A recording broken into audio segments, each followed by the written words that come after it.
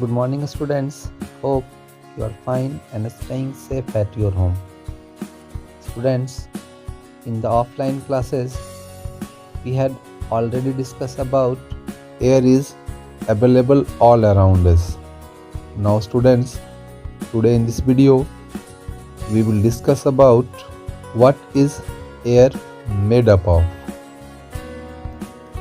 Students, until the 18th century, people thought that air was just one substance. But experiments have proved that it is really not so. Air is a mixture of many gases. What kind of mixture is it? Let us find out about some of the major components of this mixture one by one. So, first component of air is water vapor. We have learned earlier that air contains water vapor.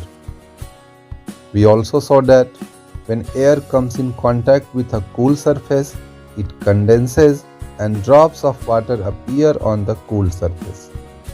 The presence of water vapor in air is important for water cycle in nature. Students, हमने पहले पढ़ा है कि वायु में water vapour present होते हैं और ये भी जाना है कि जब एयर किसी कूल सरफेस के संपर्क में आती है, उसके कांटेक्ट में आती है, तब जल का जो ड्रॉपलेट होता है, वाटर का जो ड्रॉपलेट होता है, वो उस कूल सरफेस पर दिखाई पड़ते हैं. एंड स्टूडेंट्स, नेचर में ये वाटर साइकिल को बनाने में काफ़ी हेल्पफुल है. Now next component of air is oxygen. To understand air contain oxygen, we have understand this experiment. Students, आपने 2 मोमबत्तियाँ अपने टेबल पर लेने हैं और उन्हें जला दें. इनमें से एक मोमबत्ती पर एक कांच का गिलास उल्टा करके रख दें. दोनों मोमबत्तियों को ध्यान से देखें. क्या दोनों कैंडल लगातार जलती रहती है या वो बुझ जाती है, वो एक्सटिंग्यूश हो जाती है? तो आप देखेंगे कि जो मोमबत्ती ग्लास से ढकी थी वह कुछ देर बाद बुझ जाती है, जबकि दूसरी मोमबत्ती जलती रहती है. इसका क्या कारण हो सकता है? सोचें. ऐसा लगता है कि गिलास से ढकी मोमबत्ती इसलिए बुझ जाती है क्योंकि वायु का जो कंपोनेंट मोमबत्ती को जलाने में हेल्पफुल होता है वो लिमिटेड है और मोमबत्ती जलने के कुछ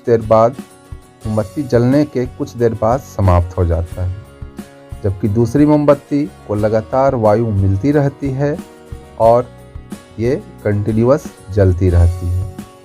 सो स्टूडेंट्स, वो कंपोनेंट जो कैंडल को जलने में हेल्पफुल था, स्टूडेंट्स, वही कंपोनेंट जो है स्टूडेंट्स वो है ऑक्सीजन. सो इस एक्सपेरिमेंट में स्टूडेंट हम लोग समझ चुके हैं कि हवा जो है वो ऑक्सीजन को कंटेन करता है. Now students, next constituent that we will discuss that air contain is nitrogen. Students, in previous activity did you observe that a major part of air is still present in the glass bottle even after the candle blew out. Candle के बुझने के बाद भी student, इससे पहले वाले experiment में आप ऑब्जर्व कर सकते हैं कि कुछ जो गैसेज हैं अभी भी उसके अंदर प्रेजेंट हैं. And students, this indicate that the presence of some component in the air which does not support burning. तो ऐसे कंपोनेंट जो गैस स्टूडेंट्स जो इस जार में अवेलेबल थे, उनके द्वारा कैंडल बर्न नहीं हो सकता है. So students, the major part of air that not support burning is nitrogen. It take up nearly 4/5 of the space that air fills. Students, तो हवा में स्टूडेंट्स सबसे अधिक जो कंपोनेंट हैं, गैसियस कंपोनेंट हैं, वो है nitrogen. Now next component of air is carbon dioxide.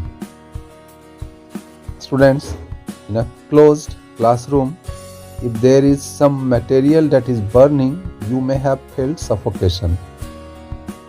Students, बंद कमरे में यदि आप किसी चीज़ को जलाते हो तो आपको दम घुटने लगेगा। This is due to the excess of carbon dioxide that may be accumulating in the room.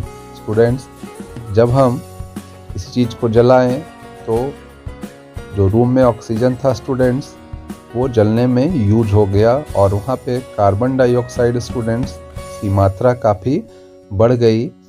और स्टूडेंट्स, वी नो डैट, हम लोग जानते हैं स्टूडेंट्स कि बिना ऑक्सीजन के हम लोग ब्रीदिंग नहीं कर सकते हैं। सो ऑक्सीजन के अभाव के कारण स्टूडेंट्स हमारा दम घुटने लगा। तो हवा का वो कंपोनेंट जो जलने के बाद आ रहा था स्टूडेंट्स, वो है carbon dioxide.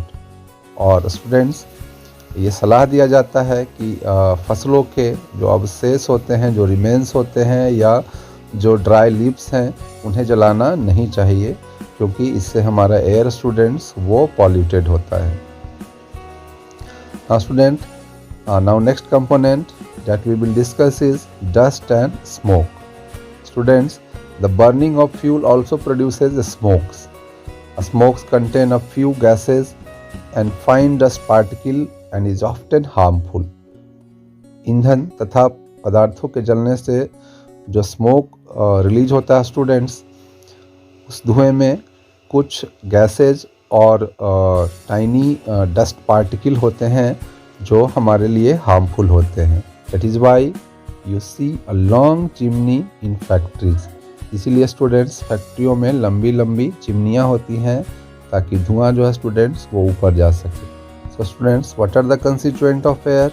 The constituent of air is oxygen, nitrogen, carbon dioxide, dust and smoke. And students, air also contain water vapor. So students, I hope you will understand all the concept very well. In the next video, we will discuss about how does oxygen becomes available to animals and plant living in water and soil. So till then, take care of yourself. Thank you.